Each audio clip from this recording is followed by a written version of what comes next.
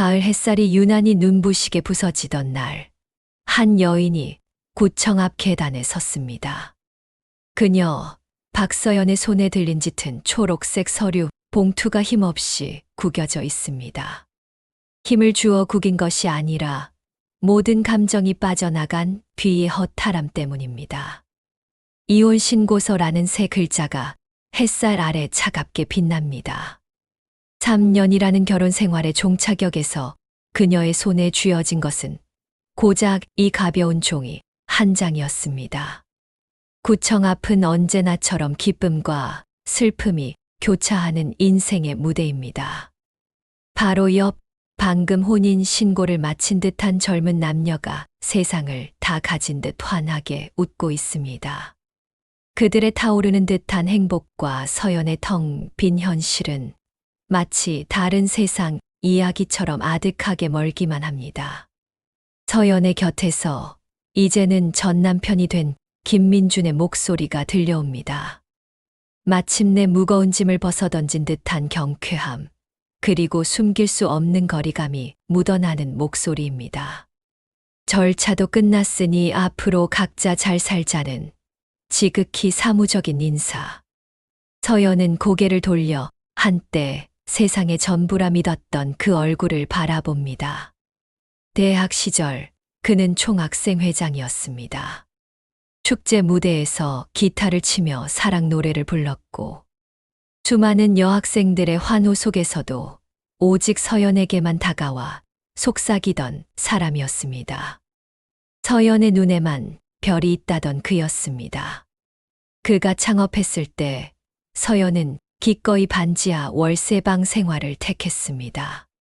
컵라면으로 끼니를 때우고 그가 투자를 받기 위해 밤새 술을 마시다 위출혈로 쓰러졌을 땐 병상을 지키며 바보처럼 울었습니다.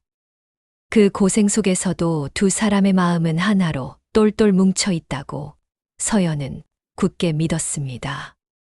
언제부터였을까요? 그의 스타트업 제이테크가 본궤도에 오르고 첫 성공을 거둔 뒤 그는 풍선처럼 부풀어 오르기 시작했습니다. 귀가가 늦어지고 짜증이 늘었습니다. 아내가 입는 옷이 촌스럽고 싸구려 도시락이 창피하다고 타박하기 시작했습니다. 석 달 전 서연은 그의 휴대폰에서 노골적인 대화와 호텔 예약 내역을 발견하고야 말았습니다. 상대는 새로 뽑은 젊은 비서 이치아. 사진 속 그녀는 순진무구한 얼굴로 웃고 있었습니다.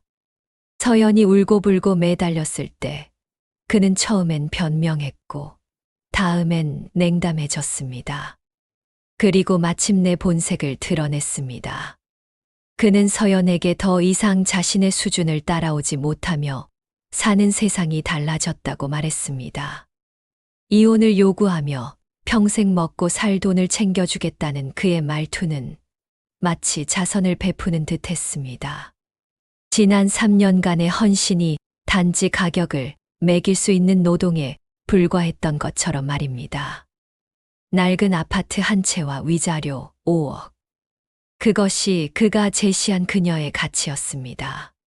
그 돈으로 적당한 남자를 만나 살라는 말. 자신에게 더는 환상을 갖지 말라는 그 잔인한 단어들이 독이 묻은 바늘처럼 서연의 심장을 촘촘히 찔러댔습니다. 서연은 심호흡을 하며 가슴 속에서 들끓는 모든 감정을 억누릅니다. 그녀의 시선은 김민준을 넘어 구청 앞길 건너편을 향합니다. 어느새 그곳에는 차량 행렬이 소리 없이 멈춰 서 있습니다. 선두에는 검은색 롤스로이스 팬텀이 이동하는 성체처럼 위험 있게 서 있고 그 뒤로 몇 대의 벤츠 S클래스가 뒤따릅니다. 흠집 하나 없이 닦인 차체는 가을 햇살 아래 차갑고 호화로운 빛을 뿜어냅니다. 각 차 옆에는 검은 정장에 흰 장갑을 낀 기사들이 칼같이 각을 잡고 서 있습니다. 이 요란한 광경에 김민준도 시선을 돌립니다. 그는 비웃음과 시기 섞인 부러움을 감추지 못합니다. 어느 대단한 양반인지 참 요란하다며 저런 최상류층 재벌은 우리와 다른 세상 얘기라고. 서연은 평생 구경이나 할 팔자라고 조롱합니다.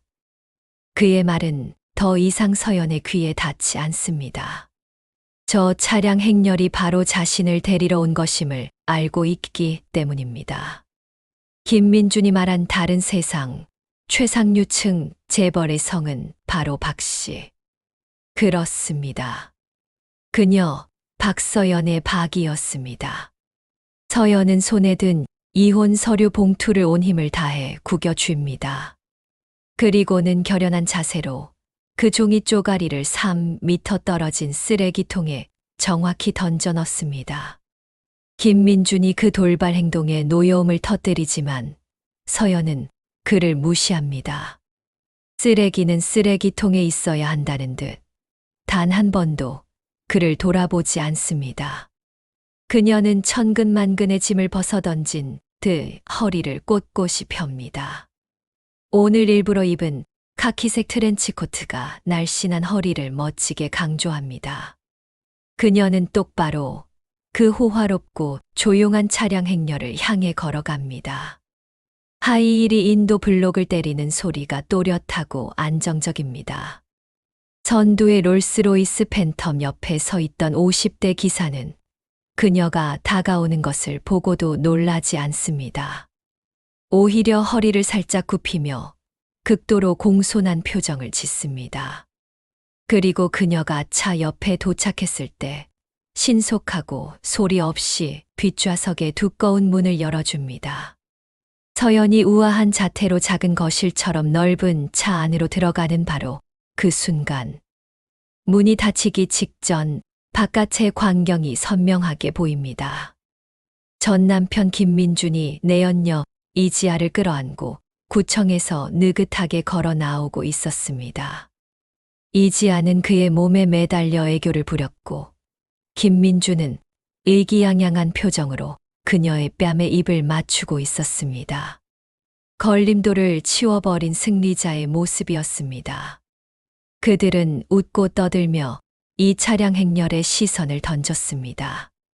그리고 차창 너머로 방금 자신이 버린 아내 박서연이 앉아 있는 것을 발견합니다.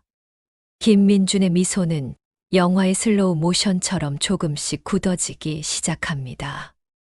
응고, 그리고 믿을 수 없다는 경악. 그의 입이 벌어지고 눈은 귀신이라도 본 듯 황당함으로 가득 차 동그랗게 커집니다. 이지아를 감싸 안았던 그의 팔은 허공에서 굳어버렸고 무의식적으로 힘이 풀립니다. 차창 밖에는 돌처럼 굳어버린 두 사람의 우스꽝스러운 모습이, 차창 안에는 호화로운 좌석에 홀로 앉아 무표정하게 그들을 바라보는 서연이 있었습니다. 롤스로이스 팬텀이 얼음 위를 미끄러지듯 부드럽게 출발합니다. 사이드 미러 속에서 두 사람의 모습은 점점 작아지다 마침내 사라집니다. 이것은 단지 시작에 불과했습니다. 나 박서연, 대한민국 최고 재벌 태성 그룹 박태성 회장의 외동딸. 신분을 숨기고 3년간 평범한 사랑을 연기했던 코미디는 이제 막을 내렸습니다. 차가 서울 외곽의 거대한 사유지, 웅장한 한옥 저택 앞에 멈춥니다. 3년간 도망쳤던, 그러나 결국 돌아와야 할 곳, 본가입니다. 사용인들의 인사를 받으며 들어선 저택에서 그녀는 어머니 윤지수의 눈물 어린 환영을 받습니다. 따뜻한 품과 익숙한 향기에 억지로 세웠던 굳건함이 순간 금이 가는 듯 했지만 그녀는 눈물을 삼킵니다. 진짜 관문은 2층 서재에 있었습니다. 아버지 박태성 회장. 짙은 차이나 칼라 셔츠를 입은 그는 3년 만에 본 딸을 매처럼 날카로운 눈빛으로 꿰뚫어 봅니다. 그는 지난 3년 서연이 원하던 순수한 사랑은 얻었느냐고, 태성가를 사람들의 술안주 거리로 만든 기분이 어떠냐고 냉정하게 질책합니다. 3년 전의 서연이었다면 그 압박감에 무너졌을 것입니다. 하지만 그녀는 더 이상 순진한 바보가 아니었습니다. 그녀는 아버지의 눈을 똑바로 마주하며 자신의 어리석음을 인정합니다. 하지만 용서를 구하러 온 것이 아니라고, 지난 3년은 인생의 중요한 수업이었다고 말합니다.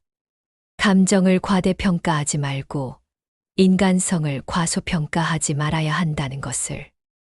오직 나 자신만이 가장 믿을 수 있는 존재임을 깨달았다고 답합니다. 그녀는 김민준을 단순히 파산시키는 것은 재미가 없다고. 그가 가장 소중하게 여기는 사업, 체면, 우월감을 하나씩 천천히 잃어가는 모습을 보게 할 것이라고. 그가 버린 존재가 어떤 존재였는지 뼈저리게 깨닫게 만들 것이라고. 차가운 결의를 드러냅니다. 박태성의 눈빛에 마침내 희미한 감탄이 스칩니다. 그는 딸이 죽지 않고 진짜 박서연이 되어 돌아왔음을 직감합니다. 그는 좋다며 태성그룹이 뒤를 봐줄 테니 필요한 자원은 김 집사에게 말하라고. 다만 넘어질 수는 있어도 일어설 때는 너를 비웃었던 모든 사람이 대가를 치르게 만들어야 한다고. 그것이 태성의 방식임을 주지시킵니다. 그렇게 아버지의 시험과 허락을 얻어낸 서연. 바로 그날 밤 그녀의 새 휴대폰으로 익명의 문자 한 통이 도착합니다. 전 남편 김민준 대표의 회사에 관한 흥미로운 자료가 있는데 관심이 있느냐는 발신인을 알 수 없는 제안이었습니다.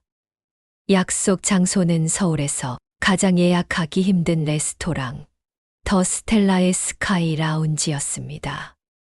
서연을 기다리고 있던 사람은 뜻밖에도 젊고 매력적인 남자, 신흥 캐피탈, SH 캐피탈의 대표 최시혁이었습니다. 그는 언론 노출을 극도로 꺼리는 비즈니스계의 혜성이었습니다. 그는 서연에게 김민준의 제이테크가 정부의 스마트시티 프로젝트를 따내기 위해 사업 기밀 절도, 서류 위조, 심지어 뇌물까지 건넸다는 치명적인 증거, 자료들을 내밉니다. 그는 이 자료로 김민준을 즉시 끝장낼 수 있다며 그 대가로 태성그룹과의 협력과 서연의 호혜를 요구합니다. 서연은 그러나 그 서류 봉투를 다시 최시혁 앞으로 밀어냅니다. 그녀는 빠른 파멸은 김민준에게 너무 쉬운 벌이라고 말합니다. 그가 자신의 어리석음을 진정으로 깨닫지 못할 것이라며 자신은 그가 가장 의기양양하게 정상에 올랐다고 믿는 순간 그를 진흙탕 속으로 짓밟아 버릴 계획임을 밝힙니다. 최시혁은 그녀의 잔인할 정도의 치밀함에 감탄하며 그녀의 게임에 동참하기로 합니다. 서연의 첫 번째 칼날은 언론이었습니다. 그녀는 재계 비리를 파헤치는 재경 인사이트의 이진우 편집장을 만납니다. 그녀는 김민준의 성공 신화 이면에 숨겨진 인명의 50억, 엔젤 투자와 성공 직후 헌신했던 조강지처를 벌인 사실을 나란히 흘립니다. 기사는 김민준의 도덕성을 직접 비난하지 않았습니다. 다만 어려울 때 도운 귀인과 아내를 무정하게 버린 사람의 신뢰도가 과연 정부의 중대 프로젝트를 맡기에 적합한지 의문을 제기했을 뿐입니다. 이 기사는 잔잔한 호수에 던져진 돌멩이처럼 순식간에 천겹의 파문을 일으켰습니다. 토사구팽, 배신자라는 낙인과 함께 제이테크의 주가는 폭락했고 투자자들과 은행이 등을 돌리기 시작했습니다. 압박감 속에서 김민준은 내연녀 이지아와 잦은 다툼을 벌입니다. 한때 달콤했던 사랑은 서로를 탓하는 원망으로 변질되었습니다. 이지아는 김민준의 몰락을 직감하고 몰래 다른 길을 모색하기 시작합니다. 김민준의 어머니까지 사무실로 쳐들어와 조강지처를 벌여 천벌을 받는다는 등 한탄을 쏟아내며 그를 더욱 궁지로 몰아넣습니다. 모든 자금줄이 막혀 절박해진 김민준에게 대한캐피탈이라는 곳에서 구원의 손길이 닿습니다. 그들은 제이테크의 기술력을 높이 산다며 무려 200억 원의 긴급 자금을 지원하겠다고 제안합니다. 조건은 연 18%의 고금리와 지분, 5%를 담보로 하는 사실상의 사채나 다름없는 독이 든 잔이었습니다. 하지만 김민준에게는 선택지가 없었습니다. 그는 스마트시티 프로젝트만 따내면 모든 것을 만회할 수 있다는 도박 심정으로 그 계약서에 서명합니다. 그는 몰랐습니다. 그 대한캐피탈이 바로 최시혁이 조종하는 위장회사였다는 것을. 200억의 수여를 받은 김민준은 다시 기운을 차리고 프로젝트의 최종 심사를 준비합니다. 그는 거의 회사에서 살다시피 하며 자신의 모든 인맥과 자금을 동원해 로비를 펼치며 승리를 확신합니다. 그리고 운명의 최종 심사 당일, 김민준이 자신만만한 표정으로 발표를 지켜보던 그 순간, 심사장에 감사팀 직원들과 검찰 수사관들이 들이닥칩니다. 심사위원장은 제이테크의 심각한 자격 서류, 위조 및 뇌물공여 혐의로 입찰 자격을 잠정적으로 중지한다고 선언합니다. 바로 그 시각 인터넷에는 서연이 쥐고 있던 모든 증거 자료, 즉 탈세, 사기, 횡령, 뇌물장부, 심지어 이지아와 재산을 빼돌리려 모의했던 대화로까지 일제히 터져 나옵니다. 김민준은 그 자리에서 얼어붙습니다. 모든 것이 끝났음을 직감합니다.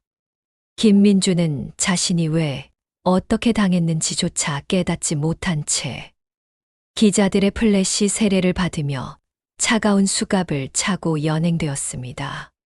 그가 공들여 쌓아 올린 모든 것이 그가 버린 아내의 손에 의해 가장 찬란하다고 믿었던 순간에 산산조각 나고 만 것입니다. 그가 체포되자마자 내연녀 이지아는 챙길 수 있는 모든 것을 챙겨 흔적도 없이 해외로 도피했습니다. 한때 그를 따르던 모든 이들이 그에게 등을 돌렸고 그의 어머니는 아들의 뉴스를 보고 충격으로 쓰러져 조강지처를 버린 아들을 원망하는 신세가 되었습니다. 한순간의 오만함과 배신이 가져온 처참한 몰락이었습니다. 이 모든 소란을 뒤로하고 서연은 태성가 본가에서 아버지 박태성과 마주 앉습니다. 아버지는 딸의 깔끔한 일 처리를 인정하며 태성그룹 산하의 새로운 IT 투자 회사를 맡아보라고 제안합니다. 이는 단순한 보상이 아닌 그녀의 능력을 증명할 새로운 시험대였습니다. 서연은 망설임 없이 그 제안을 받아들입니다. 더 이상 누군가에게 기생하는 덩굴이 아니라 홀로 바람을 맞으며 굳건히 설 수 있는 나무로서의 삶을 택한 것입니다. 지난 3년의 악몽은 그녀에게서 많은 것을 앗아갔지만 동시에 진짜 자신을 되찾고 강해지는 법을 가르쳐 주었습니다. 창밖으로 따뜻한 석양이 깃들고 있었습니다. 한때 순수한 사랑을 믿었던 어리석은 아내는 죽었습니다. 이제 그 자리에는 자신의 가치를 스스로 증명하고 자신의 삶을 주체적으로 이끌어가는 박서연만이 남았습니다. 그녀의 진짜 이야기는 어쩌면 오늘 이 구청 앞에서가 아니라 아버지의 시험을 받아들인 이 순간부터 비로소 시작되는 것인지도 모릅니다.